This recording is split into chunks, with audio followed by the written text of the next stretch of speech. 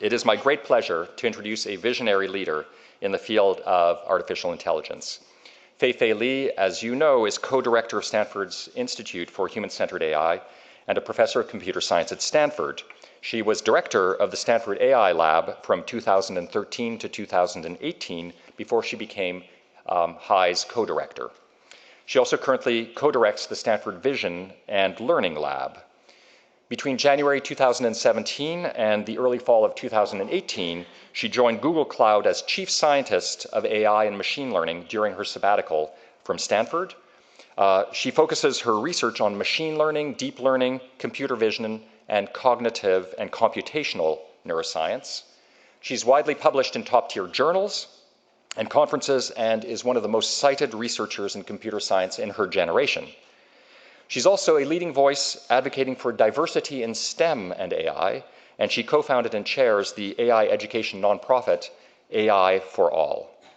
She received a Bachelor's of Science in Physics from Princeton University and a PhD from Caltech. She served on the faculty at Princeton, then at the University of Illinois, Urbana-Champaign, before joining us at Stanford. We're honored to have her at the helm of Stanford High. Please join me in welcoming Fei Li.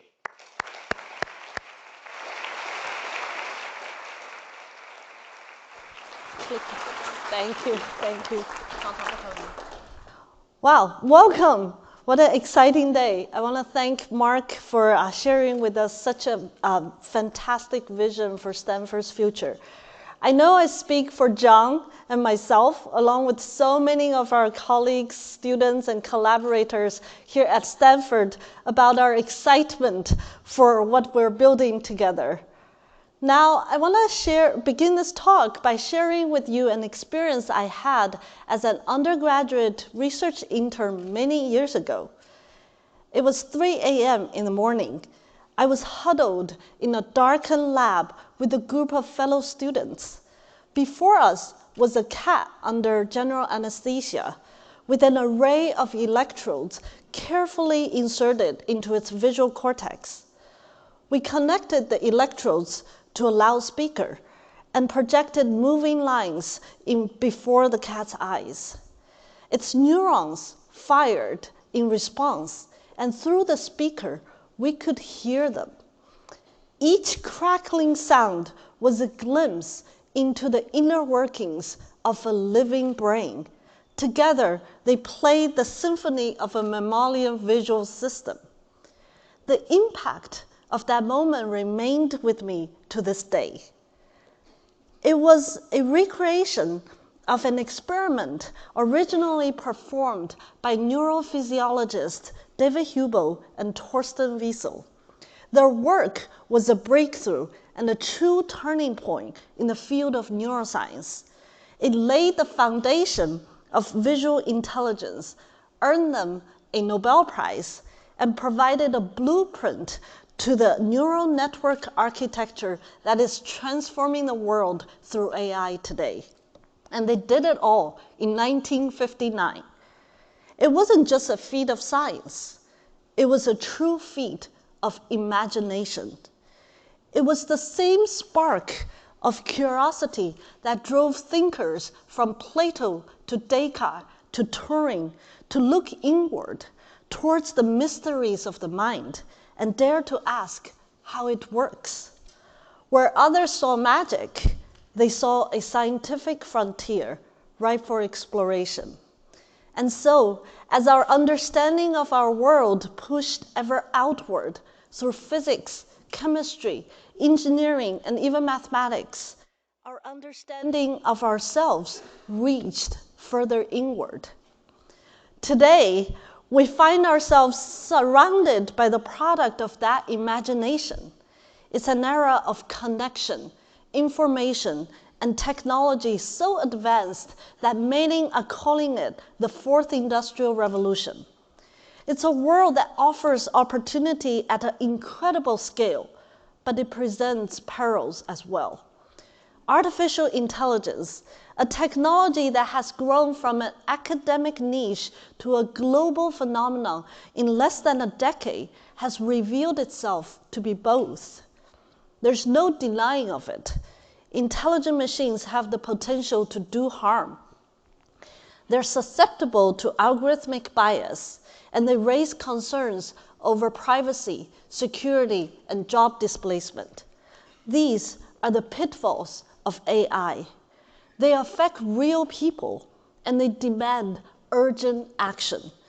As technologists, it's our responsibility to address the failings of our tools. But it's also our responsibility to realize the full extent of their potential.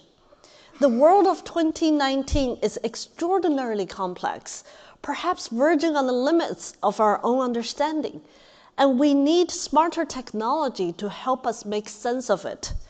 This is the opportunities of AI. Consider climate change.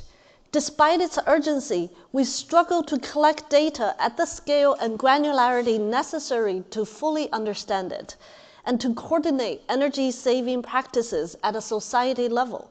Intelligent technology can help. It can integrate data at a global scale, from satellite images to electric grid sensors and to even autonomous drones across continuous time and space. And all these can help us optimize the way we allocate resources from data centers to our homes. Then there's healthcare, access to which remains a luxury beyond the reach of so much of the world's population. But AI is already quietly transforming diagnostics as computer vision algorithm turns clinical insight into a low-cost technology.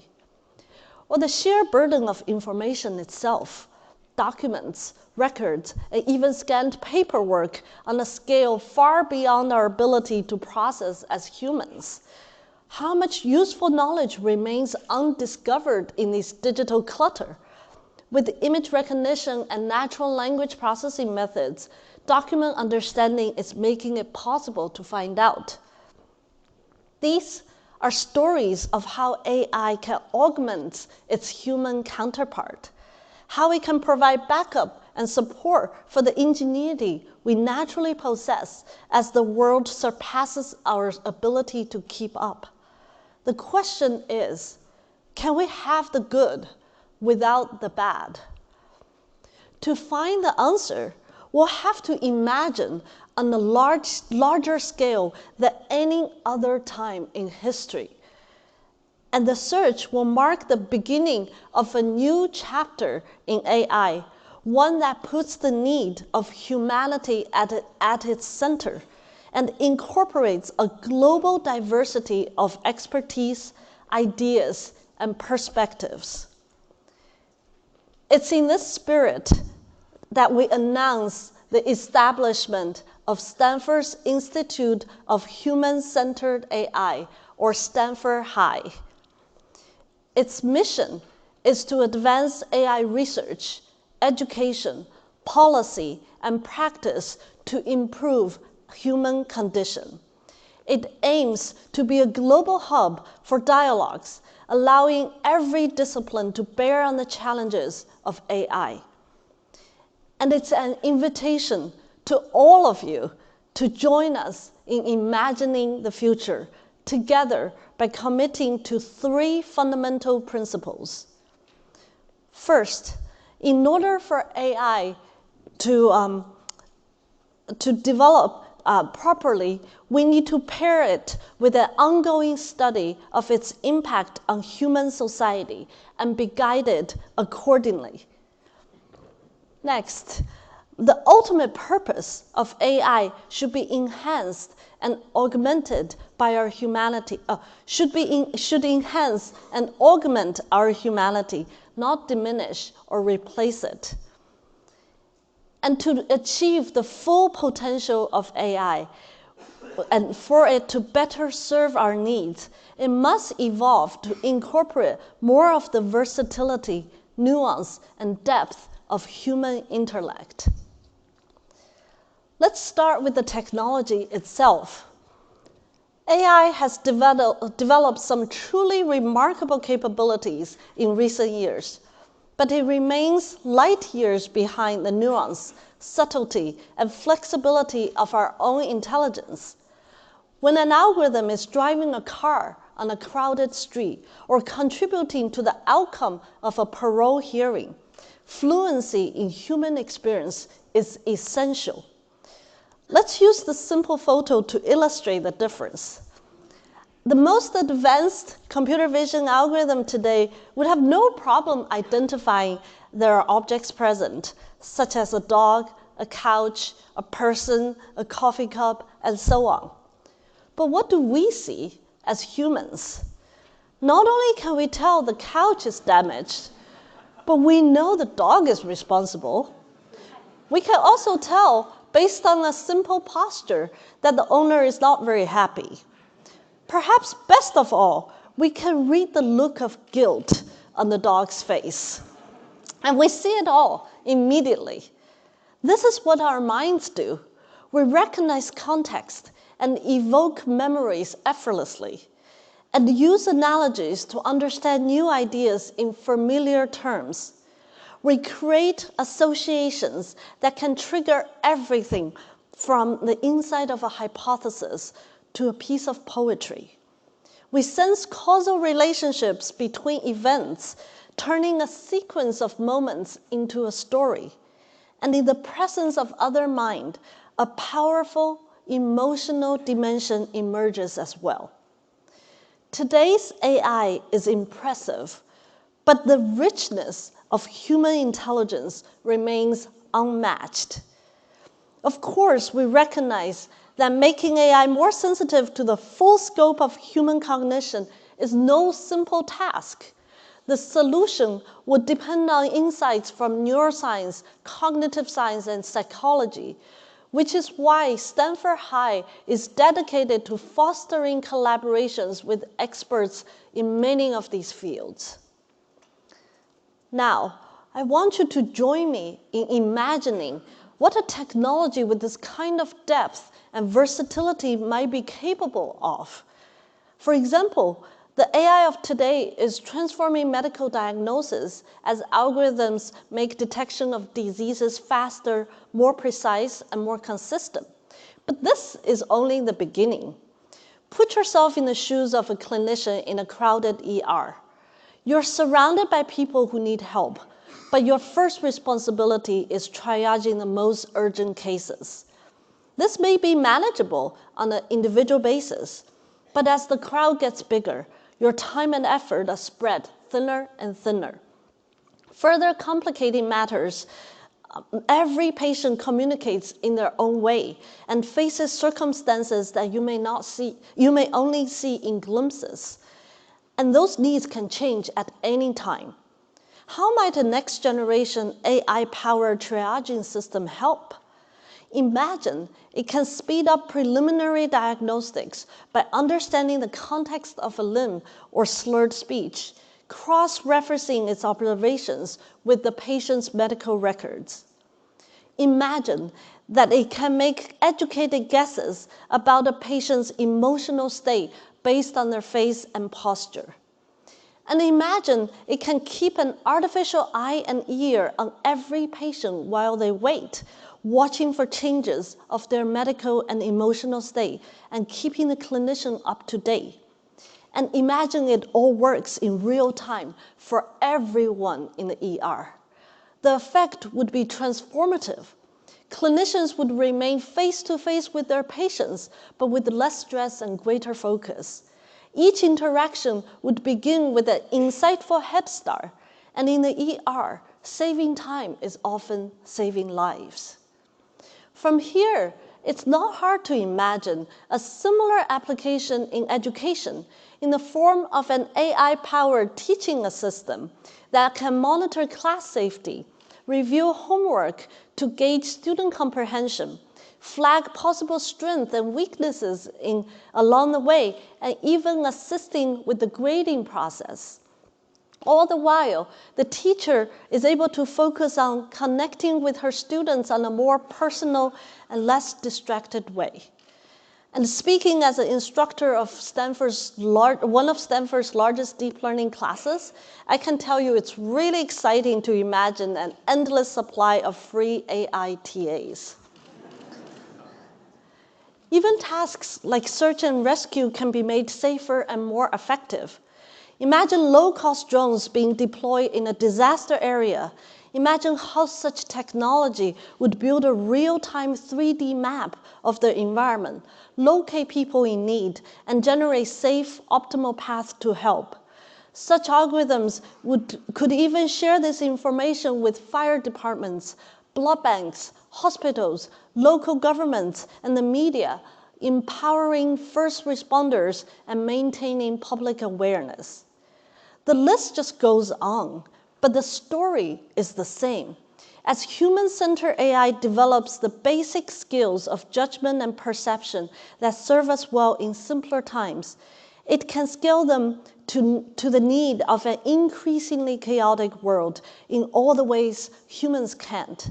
In turn, our own abilities can be focused on higher-level tasks, safer, less repetitive, more creative, and ultimately more meaningful. Rather than replacing us, it can make us better at what we do. This brings us back to the pitfalls of AI. Now, it's important for all of us to remember that this is a unique time in history, and we are part of the first generation to see this technology migrate from the lab to the real world at such a scale and speed. For the first time, the ethics of AI isn't an abstraction or philosophical exercise. This technology affects real people living real lives. That makes it our responsibility to understand the full impact of this technology, to anticipate the way the world will change in response, and to guide it accordingly. In other words, it's time to make ethics a fundamental part of research and development in AI. Let's start with algorithmic bias and job loss. These are significant issues, and the solutions will take many forms. Some biases are technical, for instance, and can be addressed with statistical methods that can de-bias datasets automatically. But human measures are vital as well, such as greater representation in the tech industry. And when it comes to job loss, while technology can play a big role to reskill our impacted workforce, policy will also be essential in providing options and support for them. But the complexity don't stop here. How, for example, will our law change as AI play an increasingly collaborative role in human tasks? As human specialists rely more and more on machine intelligence, what will become of our notion of accountability? Who is liable when something goes wrong? The time has come for engineers to embrace these questions and for policymakers, legal scholars, and ethicists to help find the answers. Historically, the effect of new technologies tend to reverberate far beyond the capabilities they deliver. The automobile, for example, was simply intended to help us get around faster. But a century later, the entire world has been reshaped by highways, parking lots, and gas stations, not to mention global impact on natural resources and the climate. What will widespread intelligent machines do to our communities? How will they impact our culture? Already, we live in a world that seems to remind us of technology's pitfall on a daily basis. Intelligent technology, for all its amazing capabilities, will also raise the stakes even higher. These are big and tough questions, and they deserve to be taken seriously. They demand we dedicate time, resources, and a wide range of expertise to understand this technology, to anticipate the future it will bring, and to guide its course responsibly. And above all else, it is a call for humility. These are the three principles define human-centered AI, by ensuring its design is human-inspired, its roles in society are human-friendly, and its impact is human-safe. Now, I'd like to talk about the goals of Stanford High as an organization. Naturally, we aim to promote breakthrough research that advances the state of the art while collaborating with the brightest minds in medicine, law, economics, humanities, and many other disciplines. Next, to encourage an inclusive, ongoing dialogue, High is working to establish a global forum for thought leadership that brings together policymakers, academics, business leaders, journalists, and civic society in general. And many of you are already sitting in the audience today. We look forward to candid conversations that confront the toughest questions about our future and keep a global audience informed. High will also work to advance the depth and scope of AI education for its students, as well as promoting AI literacy beyond Stanford campus with outreach programs that train and inform leaders and practitioners in industry, government, and the media. Finally, it's not enough to simply talk about AI. We have an obligation to promote meaningful changes in the real world. This means sharing research and technology with those who can benefit most from it and delivering studies, data, and expertise that shape policy. It's no coincidence that all these are happening at Stanford. The tradition of imagination is alive and well here, and has been since the earliest days of AI. In many ways, the first chapter of AI began with the founding of the Stanford AI Lab, or SAIL, in 1963. SAIL is now home for more than 100 AI researchers, students, and visitors, including myself and my students for the past 10 years. It's where some of the foundational milestones of AI history happened, from self-driving cars to computers that can see, from algorithms that help fight cancer to robots that dive deep under the ocean. Now we're setting an example for AI's next chapter, its transformation into a multidisciplinary field that extends far beyond the borders of computer science. This is perhaps the single greatest shift in AI's history, and Stanford is the ideal place for it. Our schools of engineering, law, medicine, education, business, humanities and natural sciences, and earth sciences will each play an important role in making AI a diverse, human-centered pursuit. But the role of academia is even more fundamental than that.